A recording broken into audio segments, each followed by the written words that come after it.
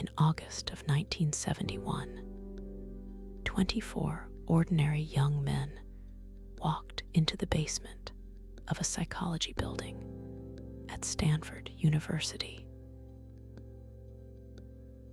They were college students, volunteers who had answered a newspaper advertisement offering $15 a day for participation in a study of prison life. They had been screened carefully. Psychological tests, interviews, background checks, and selected precisely because they appeared psychologically healthy, stable, and average. No significant histories of emotional disturbance. No criminal records. No markers of unusual aggression or instability. They were, by every available measure that the researchers could apply, unremarkable young people. Within 6 days, the experiment had to be shut down. Not because the researchers were dissatisfied with the results, not because nothing was happening, because what was happening in that basement had become something that could not, in good conscience, be allowed to continue. The participants assigned to play guards had begun using psychological cruelty in ways that disturbed the researchers watching on the monitors. The participants assigned to play prisoners had begun to break down. One had to be released on the second day, crying and unable to stop. Others followed in the days after. The mock prison had taken on a reality, a weight, a logic of its own that seemed to operate independently of the intentions of anyone who had set it up. And the lead researcher, Philip Zimbardo, would say afterward that he himself had lost perspective. He had given himself the title of prison superintendent. He had stopped being a scientist, observing an experiment, and had started being an administrator, managing an institution. When a rumor spread that there might be a jailbreak attempt, his first instinct was not to pause and examine what he was watching. It was to contact the real Palo Alto Police Department about transferring his prisoners to a real jail, to protect the facility. His graduate student, visiting for the first time on the 5th day, saw it clearly. She was the only outside observer who had not spent days slowly absorbing the logic of what was happening, normalizing it one small increment at a time. She looked at what was occurring and said directly to the man who had designed it, "What you are doing to these people is wrong." That loss of perspective in a trained researcher, in a controlled academic setting, in less than a week, may be the most important finding the study produced. Tonight, we are going to spend time with 7 experiments that changed how psychology understood human behavior, not as a list to get through, but as slow, careful examinations of what ordinary people do when circumstances reach a certain kind of pressure. Because what these studies found is not really about the people who happen to participate in them. It is about everyone. It is about the invisible forces that shape what we do in ways we almost never notice until we know where to look. Get comfortable. We'll take this slow. Philip Zimbardo's central question was deceptively simple. What causes the behavior that emerges inside prisons. There were two competing theories in 1971. The first was dispositional. The people who ended up in prisons, both the prisoners and the guards, were a certain kind of person. Prisoners were there because of something in their character. Guards were harsh because harshness was in their nature. The cruelty of the system was a product of the cruelty of the individuals who populated it. The second theory was situational. The system itself was doing something. The roles people were placed in, the power structure they inhabited, the physical environment, the rules. These were shaping behavior in ways that had little to do with who the individuals were before they arrived. Different people, placed in the same situation, would produce much the same behavior. Zimbardo designed the experiment to test this. He converted the basement of Stanford's Jordan Hall into a mock prison. Individual offices became cells with barred doors. A small closet became solitary confinement. He recruited volunteers through a local newspaper, screened them carefully, selected 24 who were rated stable and average, and then divided them by coin flip. Not by personality, not by psychological assessment, by chance. The prisoners were not simply assigned their roles, they were arrested. Real Palo Alto police officers arrived at participants' homes without warning, handcuffed them, read them their rights, drove them in police cars to be booked and fingerprinted. They were transported blindfolded to the mock prison. There, they were stripped, given chains to wear on their ankles, and assigned numbers. Names were gone. Individuality was, as much as possible, erased. The guards received khaki uniforms, reflective sunglasses that prevented eye contact, and wooden batons they were expected to carry. They were told they had authority to maintain order and to make the situation feel real. They were not given a script.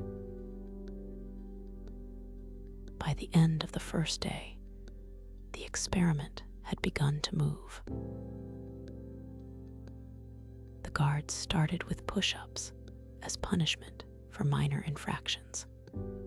By the second day, the prisoners had attempted a rebellion, barricading themselves in their cells. The guards responded with fire extinguishers, stripped the prisoners of their clothing, placed the ringleaders in solitary, and began using psychological manipulation they had apparently invented on their own, rewarding cooperative prisoners, punishing resistant ones, playing the groups against each other. One guard, a participant who had described himself as a pacifist in his initial interview, who had expressed concern about participating in anything that might harm others, developed a persona that other participants began calling John Wayne. He became theatrical in his cruelty, inventive in his humiliations, and apparently absorbed in the performance.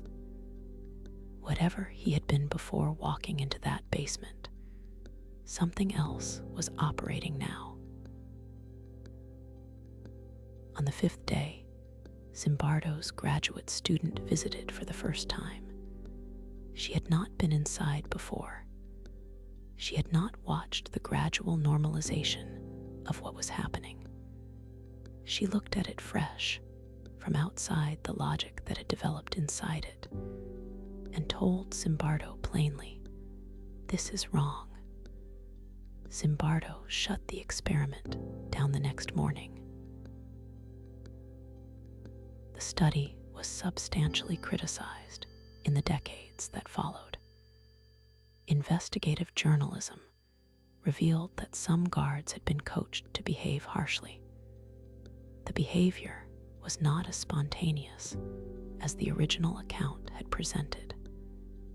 Some participants described their behavior as partly deliberate performance. The study had significant methodological weaknesses. No control condition, tiny sample. The researcher deeply embedded in the situation he was supposedly observing objectively. These criticisms matter, and they are correct. As clean scientific evidence about situational power, the Stanford prison experiment is much weaker than it was once presented. But the criticisms do not erase the question the study raised. The willingness to perform cruelty when the situation sanctions it, when authority expects it, when the role seems to require it. The ease with which people absorb the logic of the position they have been assigned. That is not fiction. Something happened in that basement. And the most interesting thing about it may be what happened to the researcher who designed it. Zimbardo, educated, trained, aware of the research on situational influence, the person with the most reason to maintain perspective, was absorbed by the situation he had created. He didn't notice it happening. It felt, from the inside, like appropriate and reasonable management of a genuine facility. The roles you currently occupy, in your work, in your family, in the social structures you move through, have their own logic. That logic has been shaping your behavior in ways that feel like your own choices, your own personality, your own reasonable responses to the situation. Most of it probably is, but some of it may be the role operating through you rather than you operating through the role. And the two are almost impossible to distinguish from the inside, especially when you have been in the role long enough that its logic feels like simply how things are. That loss of perspective is not a weakness particular to Zimbardo.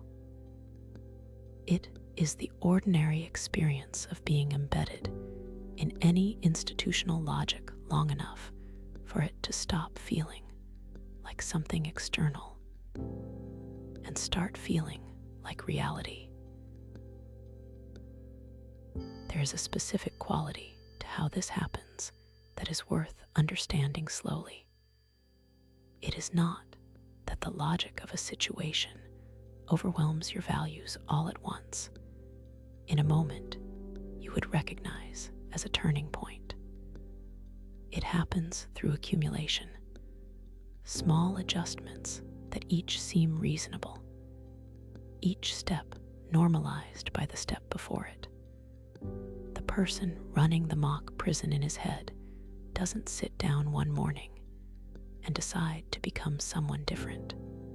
He makes a series of decisions, each of which makes sense from inside the logic that has been building, until the person who made those decisions is genuinely no longer the person who walked in. This is what makes the gradual quality of institutional absorption so difficult to resist. There is never a single moment where crossing a line becomes obviously visible. There is instead a succession of moments where adjusting to the logic of the situation seems like the pragmatic, reasonable thing to do. And the people around you, who are going through the same process, do not provide the resistance that an outside observer would, because because they are inside the same logic. The graduate student who said this is wrong was not smarter than Zimbardo. She had simply not been inside long enough for the logic to feel normal. She still had access to an outside perspective that Zimbardo had slowly lost. The question that follows is genuinely difficult. In the institutional logics you currently inhabit, what has come to feel simply like how things are, not because it is right, but because you have been inside it long enough that it has become invisible. The answer is not available from the inside. That is precisely the nature of the problem. But knowing that the dynamic exists, that it operates through gradual normalization rather than dramatic moments of choice, creates at least the possibility of periodic looking, of deliberately seeking the perspective of someone who has not been inside as long, who has not yet normalized what you may have long since stopped noticing. Zimbardo himself, in the years after the experiment, became one of the most vocal scholars working to understand institutional abuse. In prisons, in the military, in organizations of every kind. He did not use the experiment as evidence that humans are fundamentally bad. He used it as evidence that the situations we build shape what humans do, and that the responsibility for that shaping belongs to the people who design and maintain the institutions, not only to the individuals who find themselves embedded in them. The person who becomes cruel inside a cruel system deserves examination. So does the system. In 1960, Adolf Eichmann was captured in Argentina and brought to Jerusalem to stand trial for his role in the Holocaust.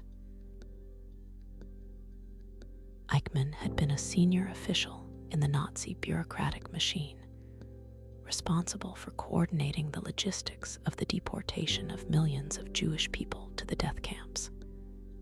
He had known precisely what he was arranging. And yet, in his testimony, in the accounts of those who observed him in the courtroom, he appeared neither monstrous nor uniquely cruel. He appeared ordinary, bureaucratic, a man who described himself consistently as someone who had followed orders, who had been doing his job, who had been loyal to the institution. Hannah Arendt, covering the trial for The New Yorker, wrote about the banality of evil, the terrifying ordinariness of the man, the way that extreme atrocity had been carried out not only by fanatical believers, but by people who had simply complied, who had replaced the operations of their own moral judgment with deference to institutional authority. A young psychologist named Stanley Milgram at Yale was thinking about the same trial. He wanted to know, was this a German phenomenon, a particular cultural susceptibility to authority, or was the capacity for obedience, the willingness to subordinate personal ethics to institutional direction, something that ran deeper and more widely through human nature? He designed an experiment to find out. Participants arrived at a Yale laboratory and were told they were participating in a study of the effects of punishment on learning. They met another person, actually a trained actor, and drew lots to determine roles. The lots were rigged. The participant was always the teacher, the actor always the learner. The learner was strapped into a chair in an adjoining room, electrodes on his wrists. The participant was seated before a large shock generator, an impressive panel with switches labeled in 15-volt increments from 15 to 450 volts. The highest switches were labeled danger, severe shock. The last two were labeled simply XXX. The task was simple. The teacher read word pairs to the learner. For each wrong answer, the teacher was instructed to administer an electric shock and to increase the voltage by 15 volts with each subsequent mistake. The learner was not being shocked, but through the wall, participants heard pre-recorded responses timed to the escalating voltage levels. At 75 volts, a grunt. At 150 volts, a demand to be let out. At 270 volts, an agonized scream. At 300 volts, a statement that he had a heart condition and would refuse to answer any further. Above 330 volts, silence. When participants hesitated or expressed reluctance to continue, the experimenter, calm, professionally dressed, authoritative, used 4 scripted responses. Please continue. The experiment requires that you continue. It is absolutely essential that you continue. You have no other choice. You must go on.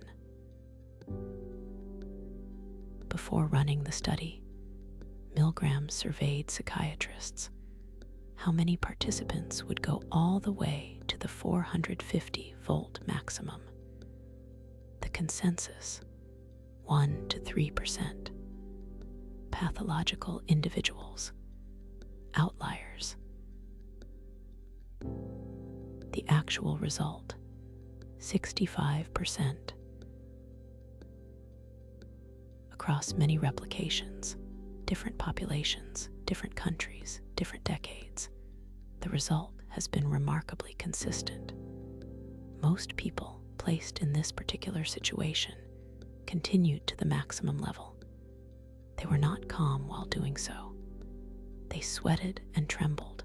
Some laughed, not from cruelty, but from the terrible nervous tension of what they were doing and the absence of any obvious way to stop. They were deeply uncomfortable, but they continued. The variations Milgram ran revealed the architecture, holding the behavior in place. When the authority figure gave instructions by phone rather than in person, compliance dropped from 65% to about 20%. When the participant could see the learner rather than only hear him, compliance dropped further. When 2 experimenters gave conflicting instructions, participants almost universally stopped. The disagreement between authorities seemed to release them from the authority structure entirely. When one other participant, a Confederate, refused to continue, the real participant's compliance rate dropped to about 10%.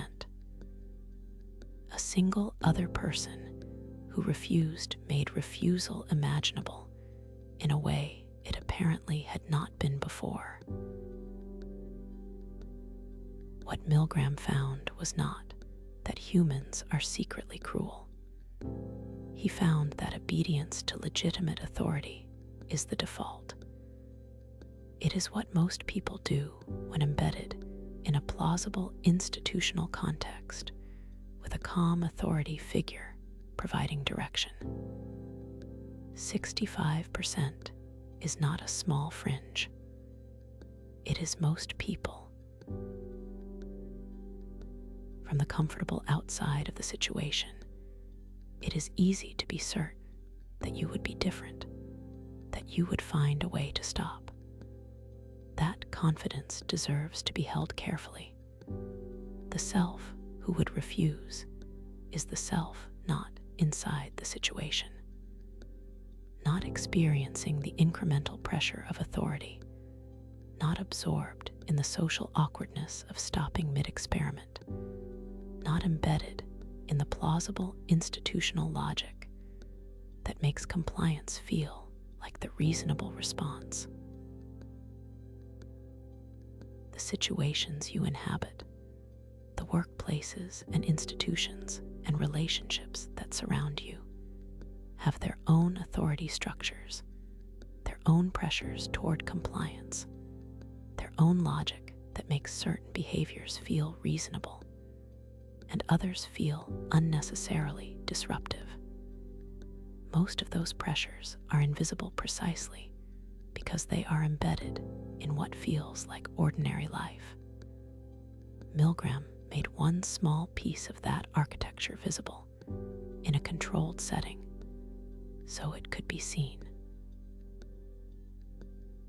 What made the Milgram situation so effective, so much more effective than anyone predicted, was not any single feature of it.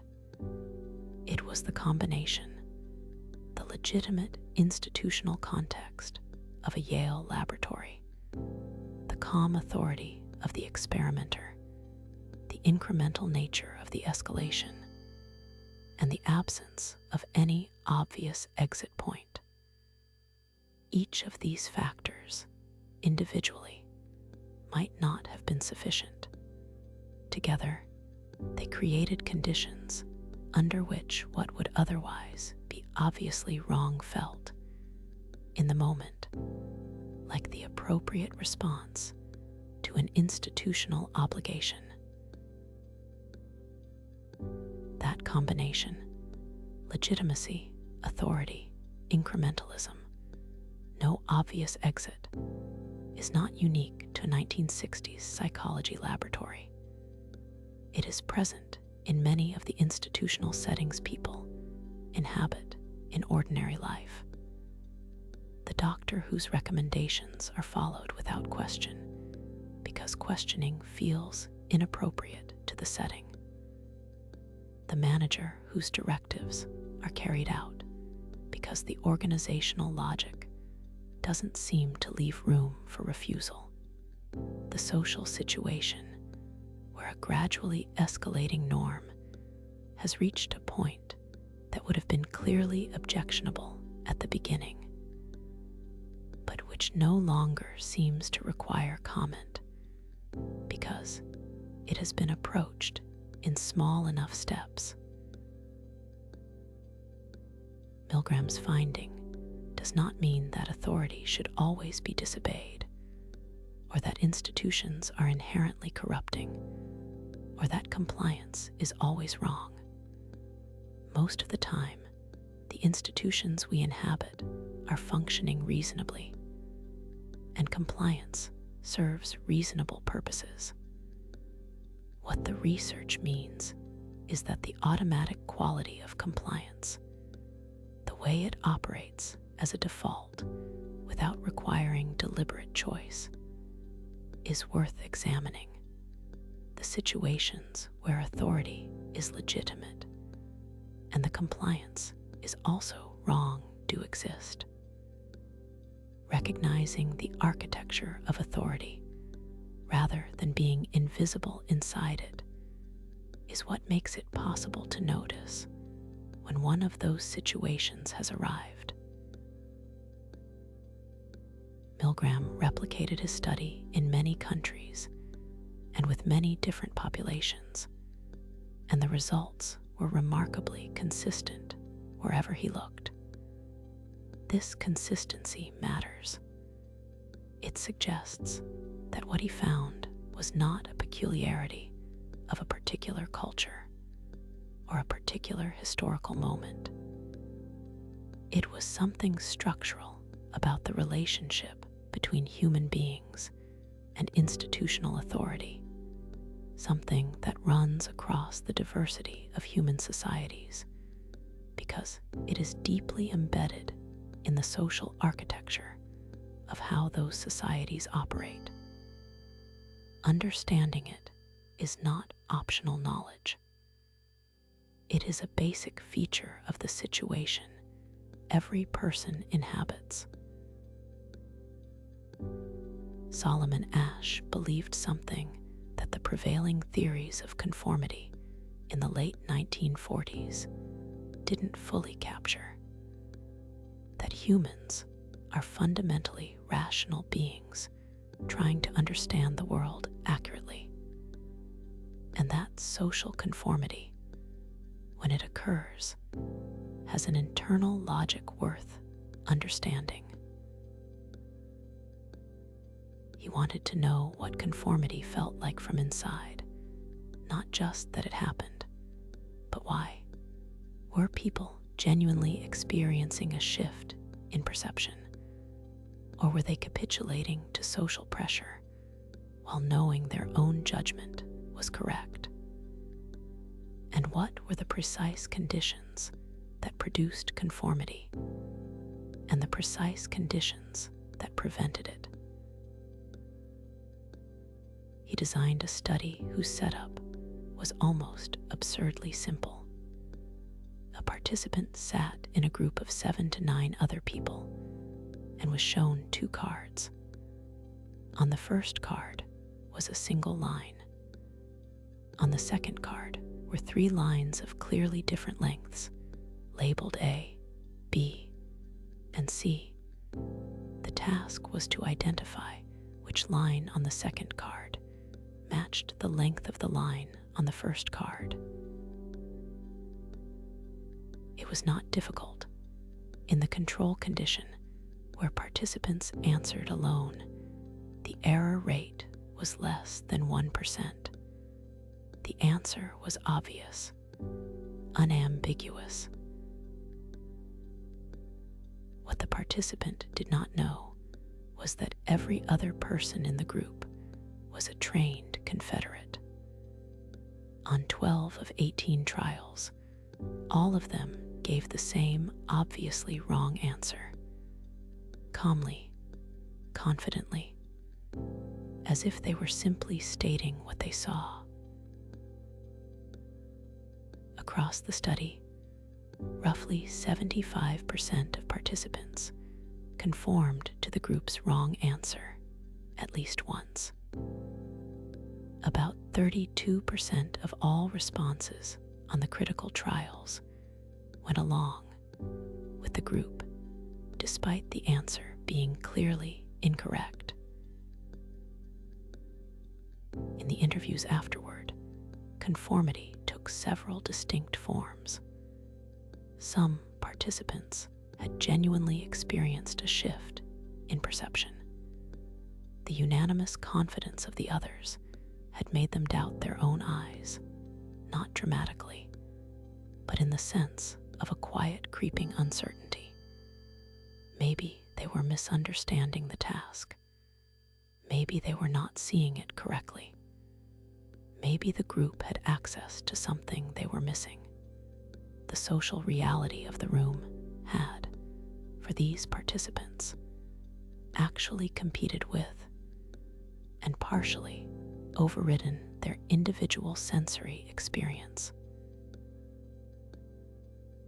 Others had not experienced any perceptual uncertainty at all. They knew they were right.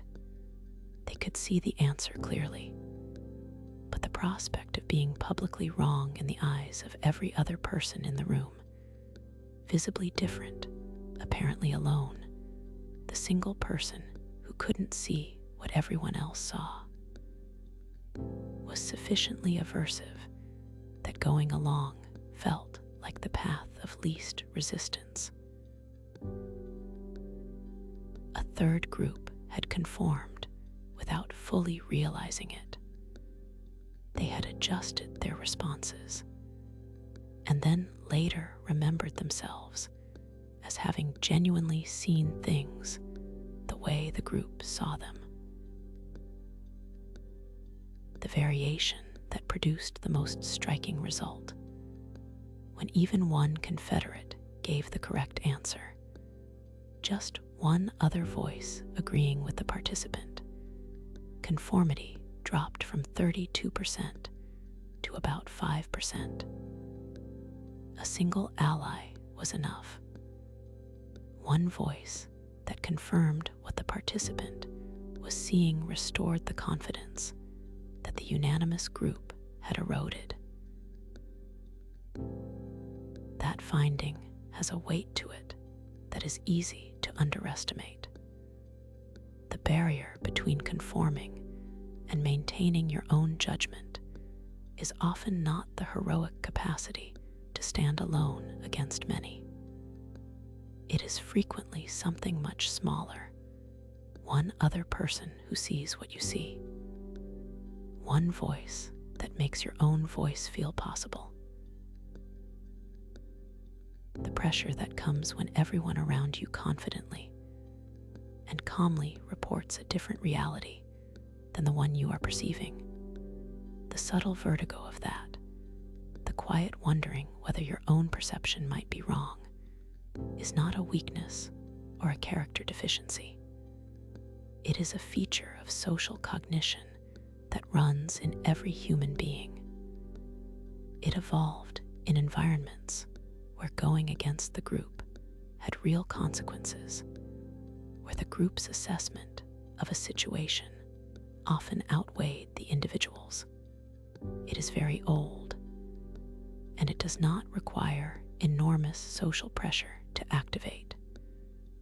12 of 18 trials, a group of strangers, an obviously wrong answer, and 75% of people doubted themselves at least once. That knowledge does not excuse every capitulation to group pressure, but it allows you to recognize the mechanism when it is operating, which is the beginning of being able to choose. The pressure is real. Knowing that it is real, and that it is a structural feature of social experience rather than a personal failing, gives it slightly less power. There is something worth dwelling on in Asch's finding about the ally. One dissenting voice dropped conformity from 32% to 5%. Not a large group of dissenters, not a well-organized opposition. One person who said calmly that they saw what the participants saw. The significance of this is not just that allies help. That is obvious enough. The significance is in the mechanism. The unanimous confidence of the group was not demolished by one dissenter. It was simply broken.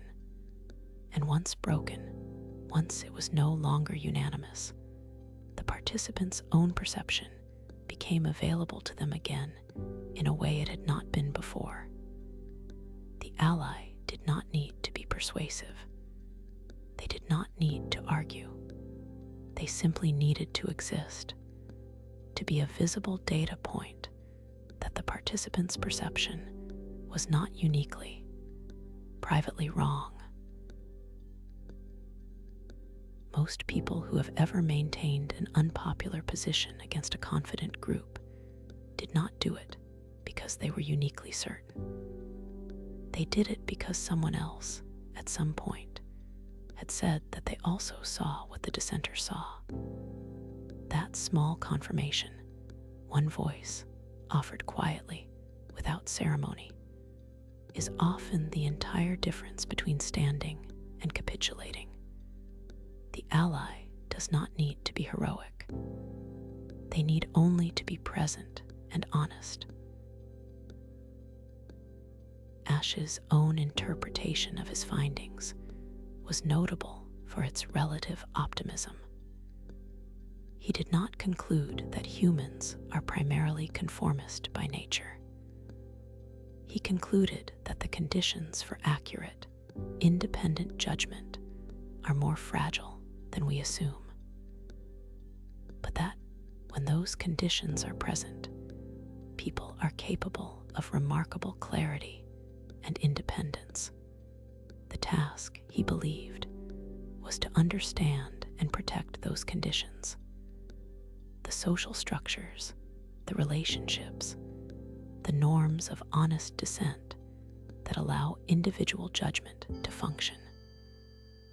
Not because individual judgment is always correct, but because judgment requires a certain kind of social environment to work, and that environment is not automatic.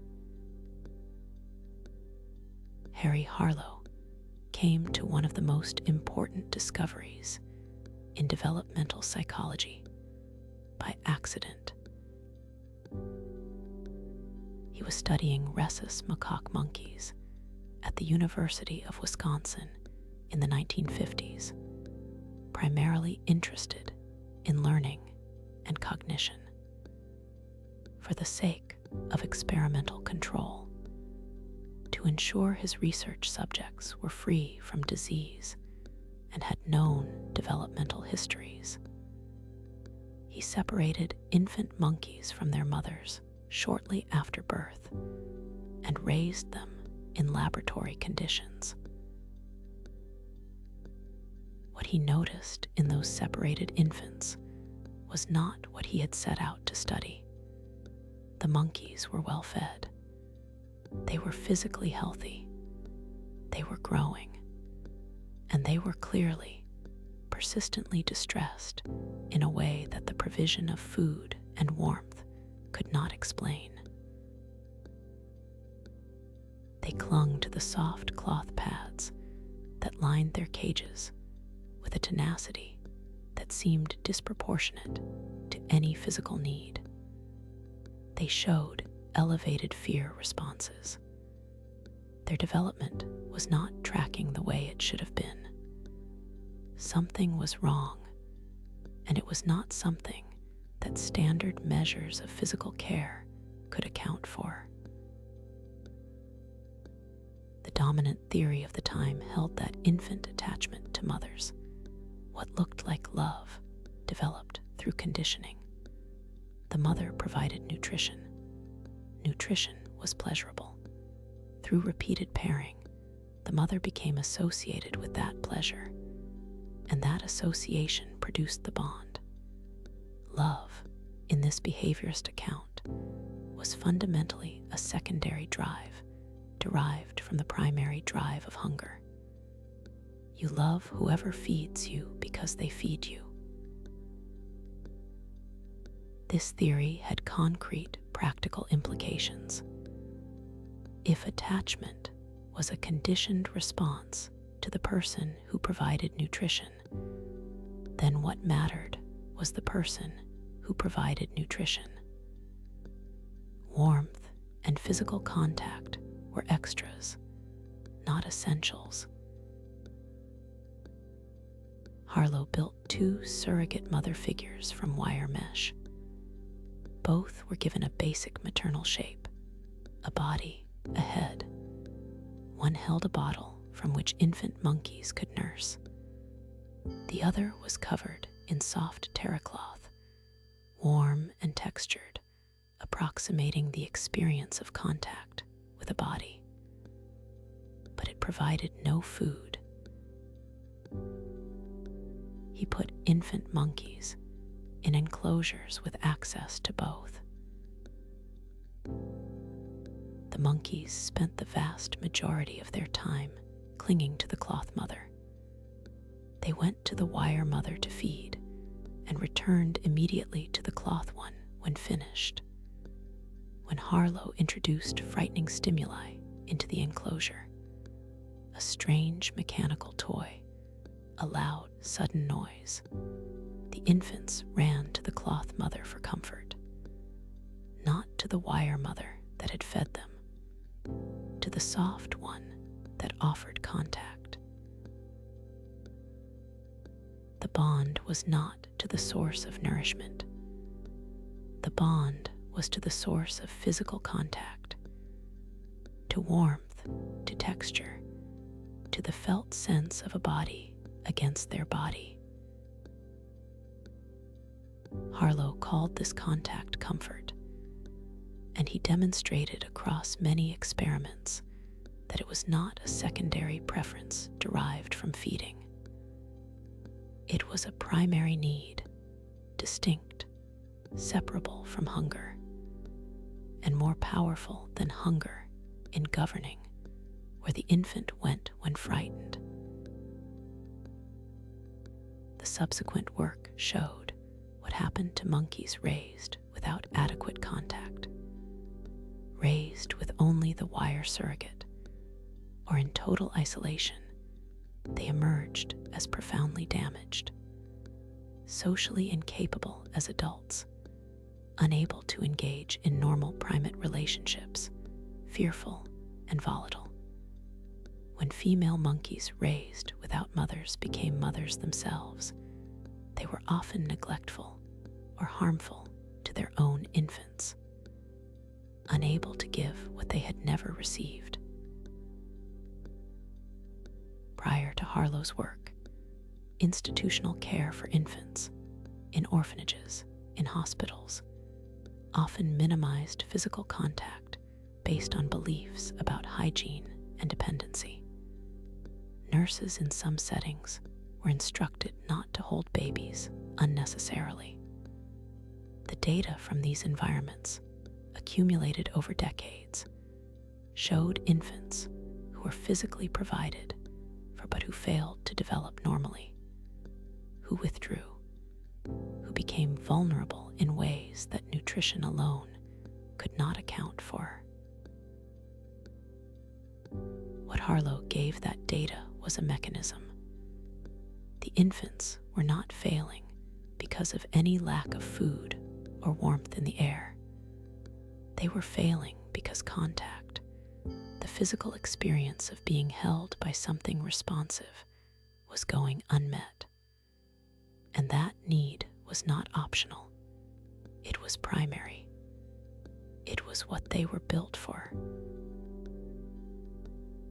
The need does not entirely disappear with age. It transforms.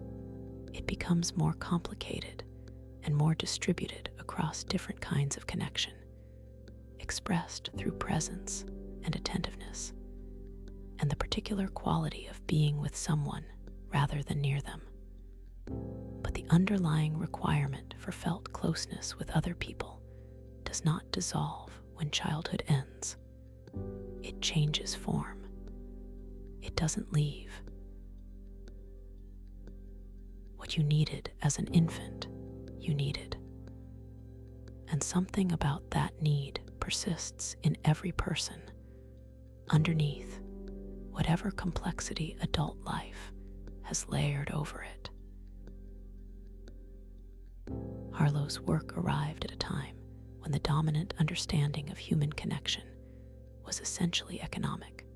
Love as exchange, attachment as conditioned preference. His findings didn't just add a nuance to that picture. They replaced the foundation. Connection is not a luxury or a secondary preference derived from something more fundamental. It is the fundamental thing, the warm cloth body, the thing the infant runs toward when frightened, not the source of food, the source of contact. This reframing has implications that extend past infant development. The experiences that leave people feeling most depleted are often not the ones that are most materially difficult, not the longest hours, or the hardest problems, or the most demanding circumstances. They are the ones in which the quality of contact with other people has been absent or thin, and the experiences that restore people most reliably are often not the most restful in any physical sense. They are the ones that involve some genuine quality of felt closeness. Being with someone who is actually present to you, not merely in proximity. This is not sentimental. It is structural. Harlow demonstrated that contact comfort is primary in the architecture of the mammalian nervous system. The adult version of that primary need is more complex, more contextual, more varied in how it finds expression. But it is built on the same foundation, and recognizing it as a genuine need, not a preference, not a weakness, not something that should be outgrown or managed away, changes something about how seriously you take its presence and its absence in your own life. The research that followed Harlow's work, decades of developmental psychology, attachment theory, the long-term studies of human infants and adults, has consistently supported the same basic finding in its adult forms. People who experience sufficient felt closeness with other people over the course of their lives are physically healthier, mentally more resilient, and live longer on average than people who are more isolated. These are not small effects at the margins. They are among the strongest predictors of health outcomes across the lifespan, comparable to, and in some studies exceeding, the effects of smoking, diet, and exercise. Contact comfort doesn't stop mattering when the infant becomes an adult. It becomes more complex and more diffuse in how it finds expression, but it remains foundational. In 1973, David Rosenhan published a paper in Science with a title that was, by the standards of academic publishing, unusually direct, on being sane in insane places. The question he wanted to answer was whether psychiatric diagnosis described something real about a person's mental state, or whether it was primarily a label that, once applied, would stick regardless of how that person actually behaved. Find out, he recruited 8 people himself, 3 psychologists, a psychiatrist, a graduate student, a pediatrician, and a housewife, none of whom had any significant history of psychiatric illness. Each went to a different psychiatric hospital in a different part of the United States. Each used a false name and a false occupation. Each told the admitting staff the same thing.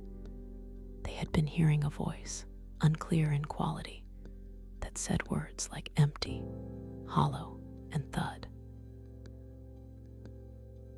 Beyond that single fabricated symptom, they behaved completely normally.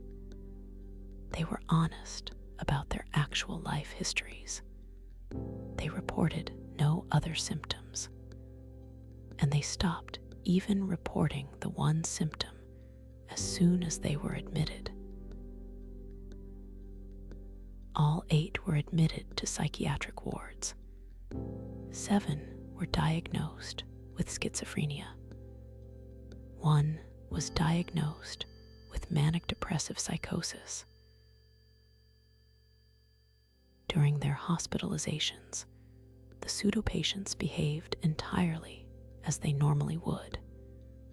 They talked with staff and with other patients. They took detailed notes on what they observed, behavior that was documented in their charts as writing behavior, interpreted as a manifestation of their disorder. They expressed interest in when they might be discharged. None of this was regarded as evidence that they were not ill. It was all processed through the lens of the diagnosis that had been established at admission. The hospitalizations lasted an average of 19 days. The shortest was 7 days. The longest was 52. In all that time, no staff member recognized that any of the pseudo-patients was mentally healthy. The diagnoses were never questioned. When eventually discharged, they were not sent home as sane. They were discharged as schizophrenics in remission. The label persisted, modified only to note that its symptoms were currently not in evidence. Interestingly, the pseudo-patients were recognized as healthy not by staff, but sometimes by other patients, some of whom approached them directly and said things like, "You're not crazy. You're a journalist or a professor checking up on this place." The people inside the institution saw through it. The people running the institution did not. Rosenhan's follow-up is equally revealing. He informed a research and teaching hospital, one that had told him confidently that their staff would not make such errors, that one or more pseudo-patients would attempt to gain admission in the following 3 months. He asked them to rate each incoming patient on the probability that they were a Rosenhan pseudo-patient. He sent no pseudo-patients, but 41 real patients were identified as probable fakes by at least one staff member. 19 were flagged by both a psychiatrist and one other staff member.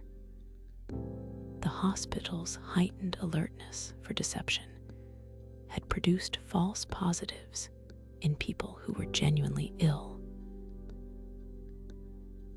What Rosenhan's study captures is a mechanism that operates far beyond psychiatric settings. Once a label has been applied, once there is a frame for a person, a category, a story about who they are and what they are doing, that frame reorganizes perception around itself. Behavior that would be understood as ordinary in any other context becomes evidence of the label in this one. The person who paces is agitated. The person who asks about leaving is preoccupied with escape. The person who takes notes is engaging in characteristic, symptomatic behavior. Nothing that person does can be seen clearly through the frame of the diagnosis, because seeing through a frame feels exactly like simply seeing. There is no internal signal that tells you a lens is in place. Every relationship you have is shaped by frames like this, running below your awareness.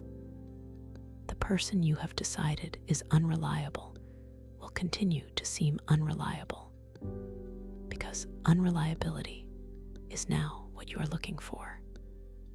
And human behavior in ordinary life provides sufficient evidence for almost any story if that is what you are watching for. The person you have decided is difficult will provide evidence of difficulty.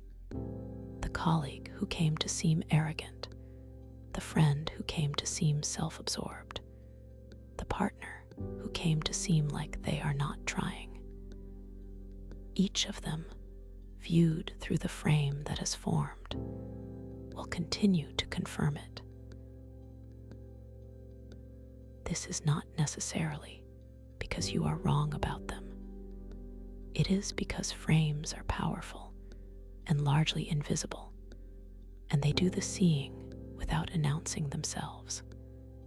Rosenhan asks what frames you are currently looking through and how long it has been since you examined them. Not to answer the question in this moment, but to sit quietly with the fact that there are frames you are not currently seeing. The additional revelation in the follow-up study, the hospital that flagged 41 real patients as probable fakes, contains something worth holding separately. The heightened awareness of deception, installed by the knowledge that pseudo-patients might be present, produced a new kind of error. Where the original study had shown how a frame distorts perception towards seeing pathology that isn't there, the follow-up showed how a different frame, watch for imposters, distorts perception in the opposite direction, toward seeing deception in people who were genuinely ill. The frames we carry don't just filter what we see, they generate what we look for. And different frames generate entirely different patterns of error.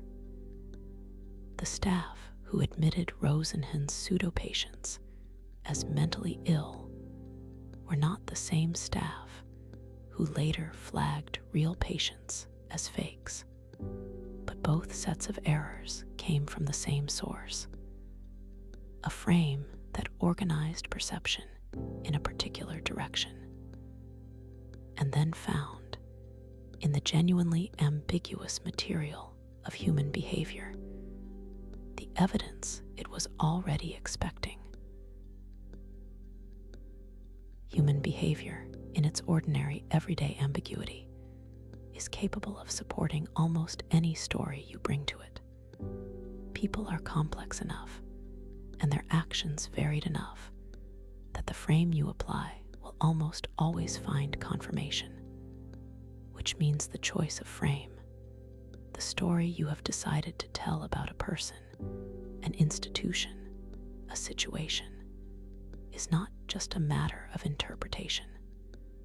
It is a consequential act.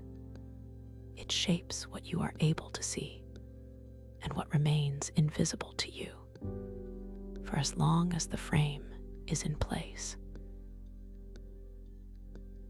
Rosenhan's study provoked substantial reform in how psychiatric diagnosis was understood and applied.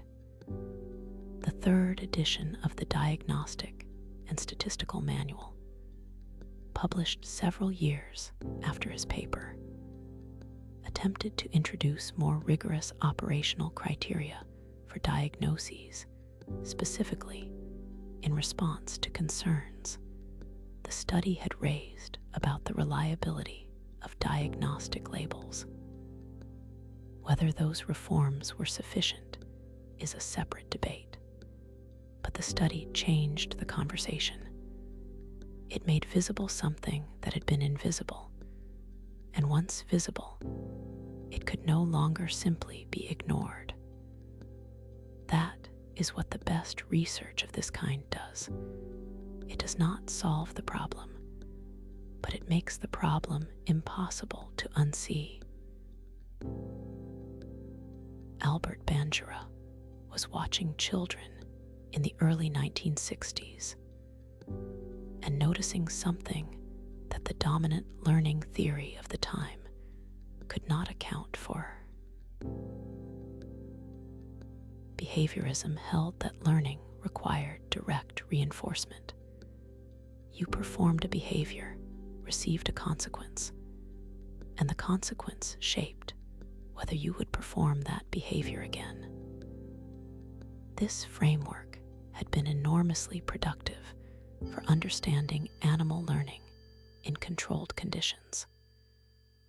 But children, Bandura noticed, were learning things constantly that they had never been directly reinforced for, learning from watching other people, from observation alone, without any direct experience of consequences themselves. he designed an experiment to examine this with precision. Children in a nursery school were brought individually into a room with a variety of toys, including a large inflatable Bobo doll. In one condition, they watched an adult play calmly with some of the toys and ignore the Bobo doll entirely.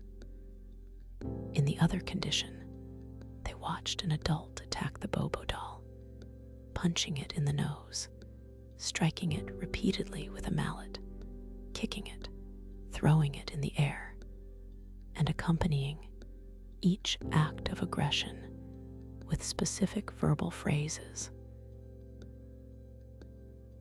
After 10 minutes of observation, the children were moved to a different room. To generate mild frustration, they were shown attractive toys and then told they couldn't play with them. Then they were taken to a room that contained a Bobo doll and the mallet, along with various other toys. Children who had watched the calm adult played calmly. Children who had watched the aggressive adult attacked the Bobo doll, reproducing the specific punches, the specific kicks, the specific mallet strikes, and the specific verbal phrases in remarkable detail, with what appeared to observers to be genuine engagement. The learning had been complete and specific. None of them had been reinforced for this. None had practiced it. None had been rewarded for reproducing it. They had simply watched, and they had learned. Bandura extended the study to examine when children would display what they had learned. When they watched a model who was rewarded for the aggression, they reproduced it freely. When they watched a model who was punished for it, they were less likely to perform it. But when experimenters later offered the children small incentives to show whatever they had seen, children who had watched the punished model were able to reproduce the behaviors precisely. They had learned them. They had simply not been performing them. The distinction between learning and performance became central to Bandura's work.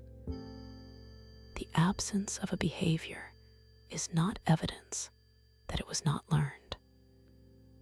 It may be held in reserve, waiting for the conditions that make it seem appropriate or worth doing. The implication for how children develop is real and has generated decades of research. The relationship between observing a behavior and subsequently performing it is not simple or direct.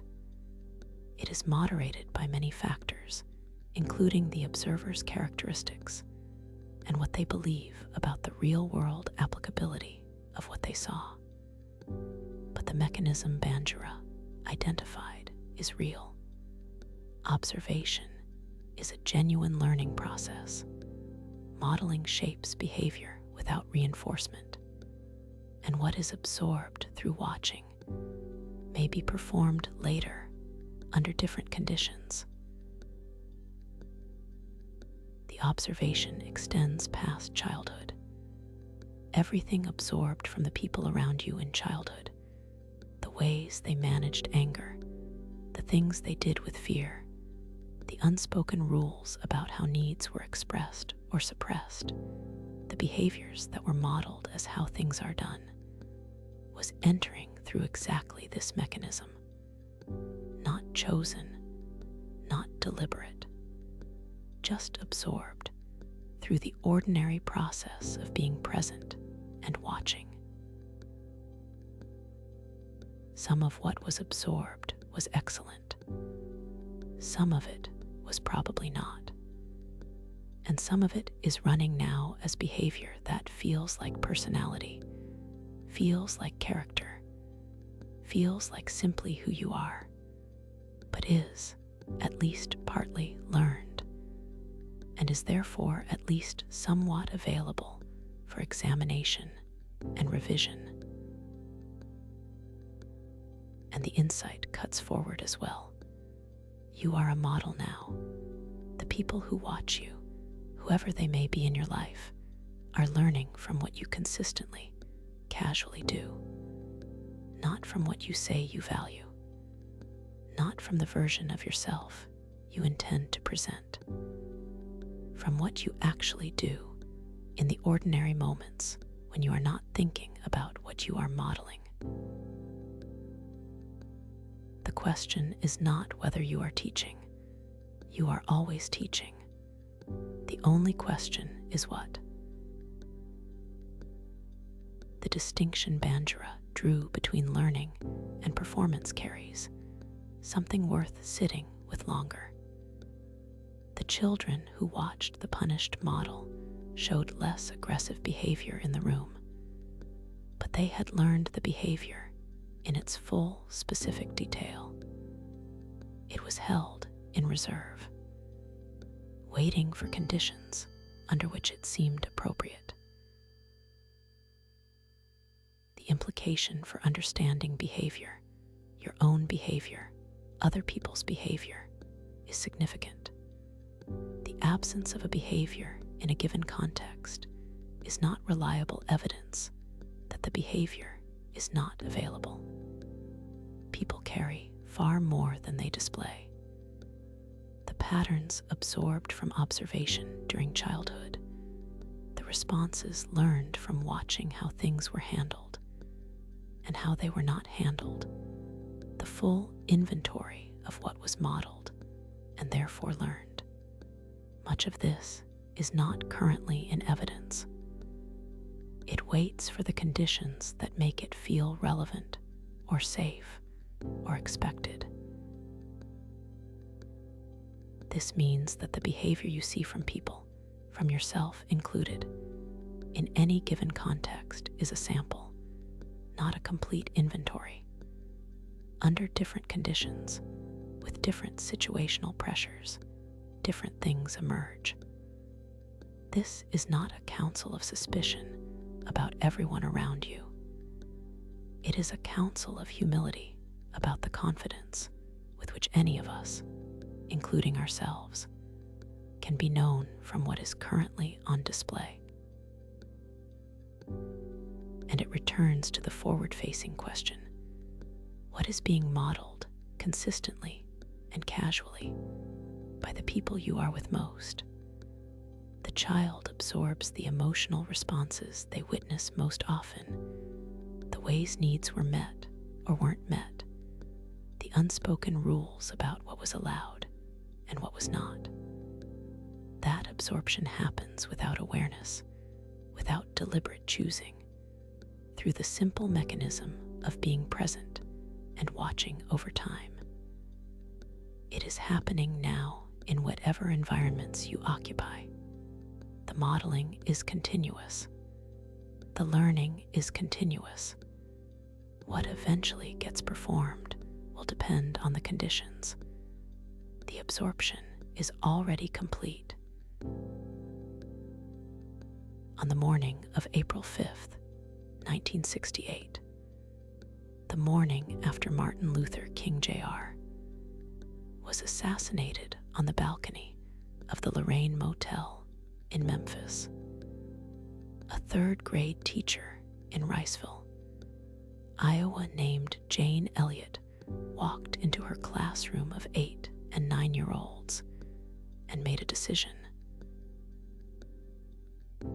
Her students were entirely white, from an almost entirely white community. The day before, when the news had broken, they had been sad in the way that children are sad when something important and terrible happens somewhere that is not their immediate world. They knew Dr. King's name. They knew that discrimination was wrong. They had been taught this. They could say it. But Elliott was not sure they understood. Not in the way that understanding reaches through information into something felt.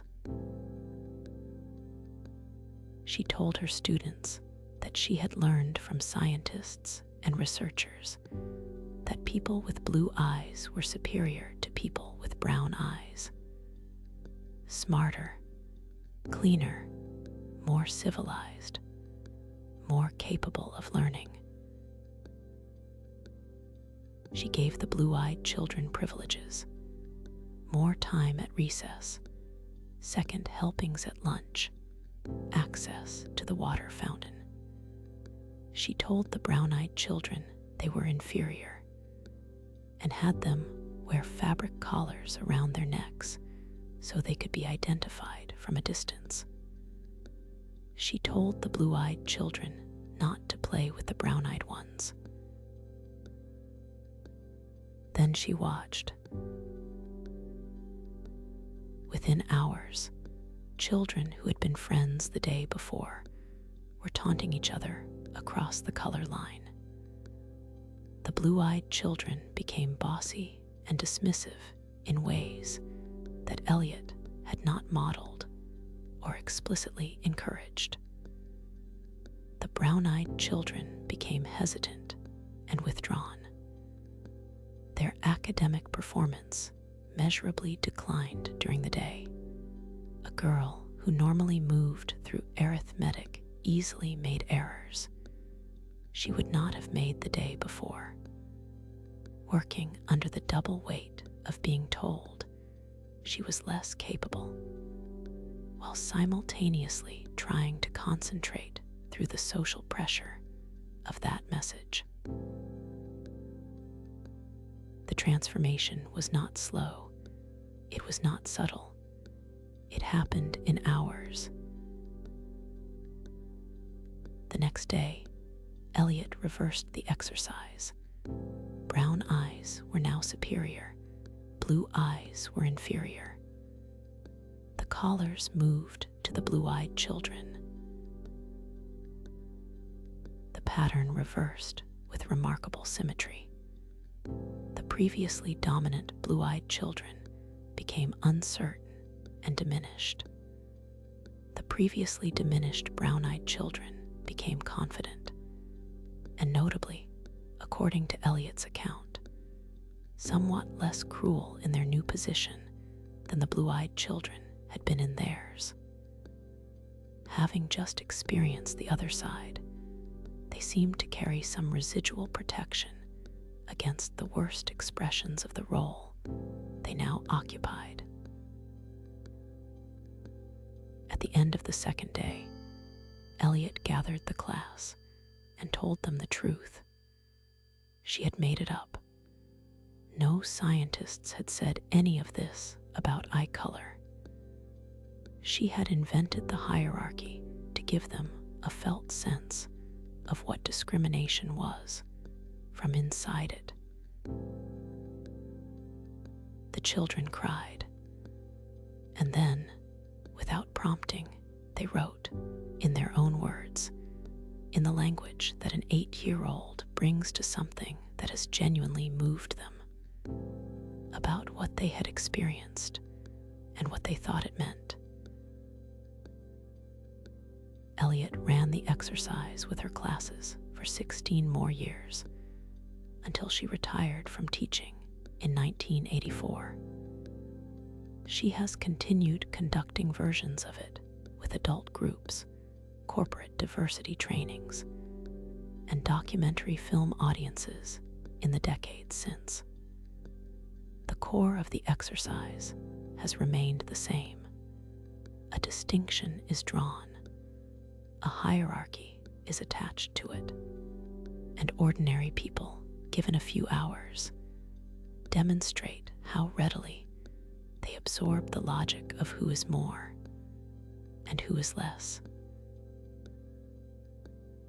What the exercise reveals about the psychology of discrimination is vivid and direct. The machinery of prejudice does not require unusual cruelty, does not require centuries of cultural conditioning, does not require elaborate ideology. It requires a distinction, any distinction, a legitimate-seeming authority attaching value to it, and ordinary people absorbing the logic of who matters and who matters less. The speed with which Elliott's children did this was not a function of their being unusually susceptible. It was a function of the mechanism working exactly as it is built to work. But what Elliott has always emphasized, what she returns to in every interview, in every documentary, in every workshop across 50 years, is the experience of the children at the top of the hierarchy. The blue-eyed children during their day of superiority did not feel that the distinction was arbitrary. They felt that it made sense. They found justifications for it. They began to behave from it naturally, without instruction, as if the hierarchy were simply how things were. The privilege of not having to notice, of occupying a position the system has designated as normal, as default, as the standard against which others are measured, is itself a form of power, because it renders the system invisible from inside it. What you don't have to think about, you don't have to examine. What you don't have to examine, you don't have to question. What you don't have to question, you can mistake for the natural order of things. That mistake is not unique to children in a classroom for a day.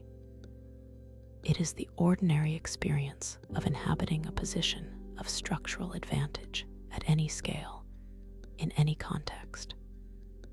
Elliott spent her life trying to make this invisible thing visible, not to produce guilt, not to shame anyone into a predetermined conclusion, but to give people the experience of seeing the structure from outside their position in it. Because you cannot examine what you cannot see, and you cannot see what you have never had reason to look for. What made the exercise so striking, and what has kept it resonant across 50 years of Elliott's work with adults, is precisely the speed. The children did not need to be indoctrinated over weeks or months. Hours were sufficient. A legitimate authority, a simple distinction, a few minutes of consistent reinforcement of the hierarchy. And 8-year-olds who had been friends the day before were taunting each other and performing their assigned identities with apparent conviction. The speed is the point, because it suggests that the machinery of hierarchy and prejudice is not something that has to be built from scratch in each new generation.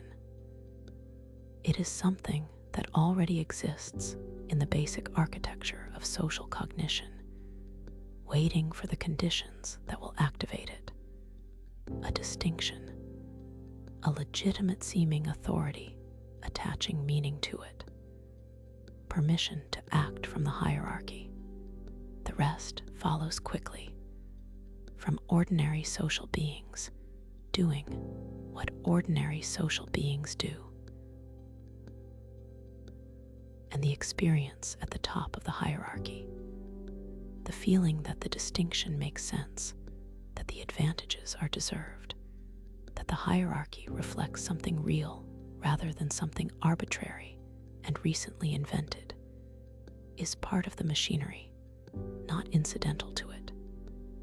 The blue-eyed children were not performing a role they privately knew to be false. They were inhabiting a position that had been granted to them, and from inside that position, it felt true. This is what makes the invisible visible so difficult. The experience of occupying a privileged position does not announce itself as a position. It announces itself as simply how things are. and from inside that experience, looking for evidence that the position is arbitrary and constructed requires finding a perspective that the position itself makes difficult to reach.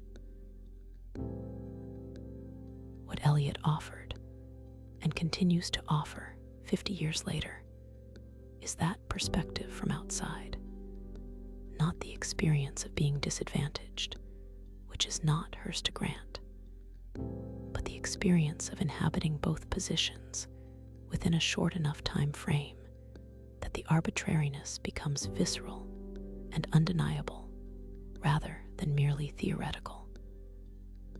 The children who had spent a day on each side of the collar came out of the exercise knowing something in their bodies that they had not known before, not just believing it, knowing it.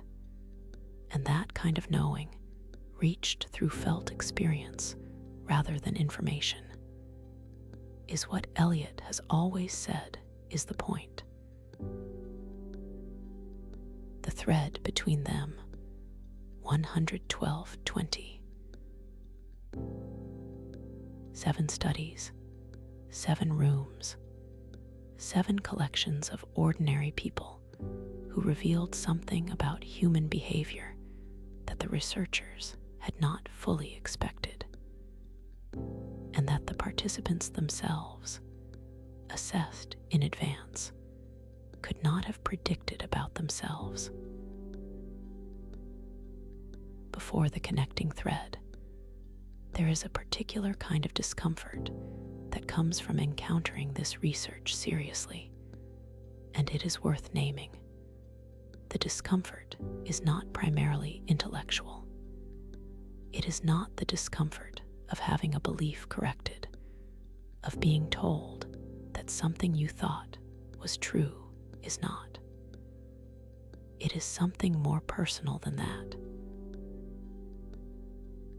It is the discomfort of uncertainty about yourself, of not being able to say, with the confidence you would like, that you would have been different, that you would have stopped pressing the switch, that you would have maintained your judgment against the room, that you would not have absorbed the logic of the guard role, would not have accepted the diagnosis, would not have found the eye color hierarchy compelling from the inside of it. That uncertainty is the appropriate response to this research. Not guilt, not despair, uncertainty. The kind that is honest enough to acknowledge that the gap between who you intend to be and who you actually are under pressure is not fully knowable from where you currently stand, with none of the pressures in place. The connecting thread, then, is this: situations are far more powerful than we believe, more powerful in many circumstances than the dispositions, values, and character traits that we confidently feel are governing our behavior from the inside. This is deeply uncomfortable because we live inside our own characters. We experience our values as genuinely guiding what we do. We know ourselves as people who would not do that, would not continue pressing switches, would not believe a story about eye color, would not conform when the answer was obvious, would not accept a diagnosis that was invented. The research suggests, gently and persistently, the confidence is misplaced. The self who would not do those things is the self viewing the situation from outside. With full clarity, without the incremental pressure of authority, without the slow normalization that happens when you are embedded in a situation long enough for its logic to feel like simply how things are. But the situationist finding, carried too far, leads to a different kind of mistake.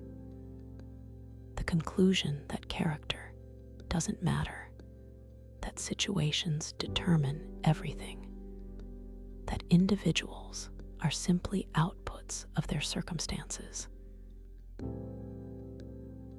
The research does not support that either. Some people in every study refused. Some maintained their accuracy against the group.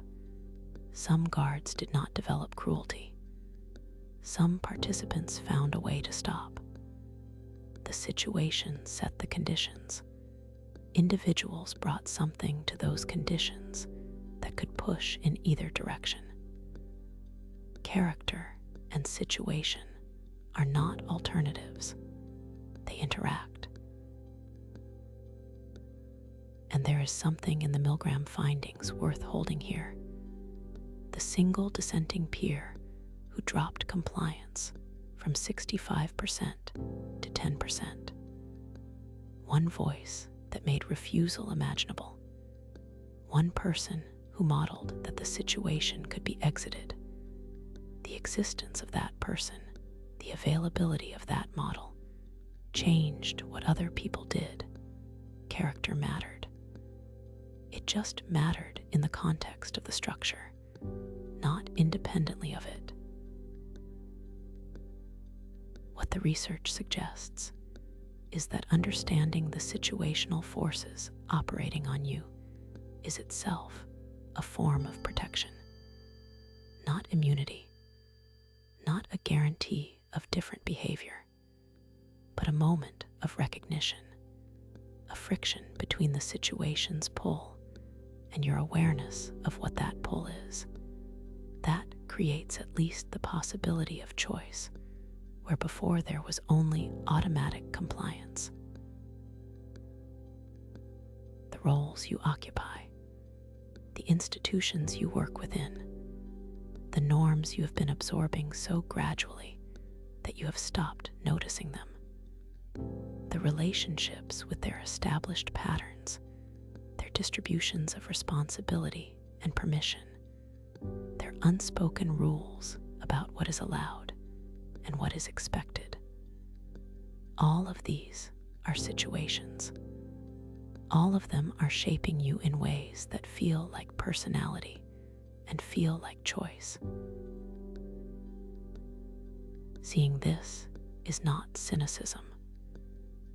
It is the beginning of a more honest relationship with your own behavior, one that neither excuses everything as situational nor blames everything on character, but sits with the complexity of being a person embedded in structures, shaped by forces that are real even when they are invisible.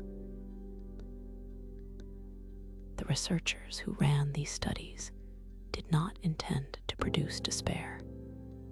They intended to produce awareness.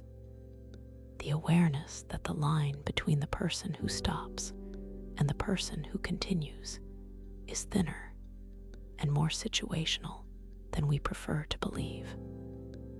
The awareness that building humane situations, maintaining accountability structures, naming the pressures operating on us, these are not peripheral concerns, but central ones, because the situations we build are the conditions under which ordinary people become the best or the worst versions of themselves.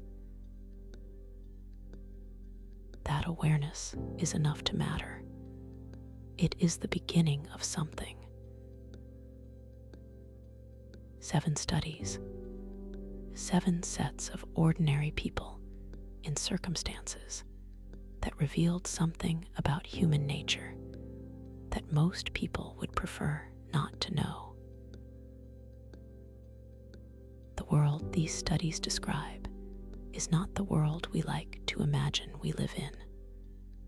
We prefer a world where the worst is done by a distinct category of person, someone unlike us, someone with something broken in them, someone who would show up differently on a psychological screening.